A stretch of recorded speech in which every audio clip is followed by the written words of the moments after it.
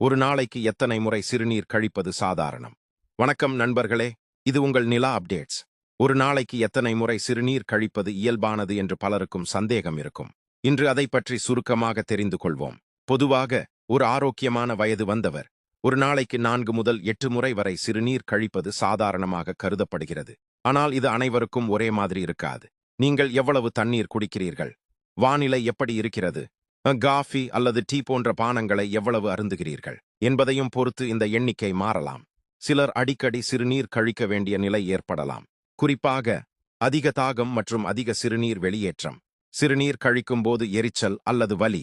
இரவில் பல முறை எழுந்து சிறுநீர் கழித்தல். திடீரென சிறுநீர் எண்ணிக்கை அதிகரித்தல். இப்படிப்பட்ட அறிகுறிகள் இருந்தால் மருத்துவரை அணுகுவது நல்லது.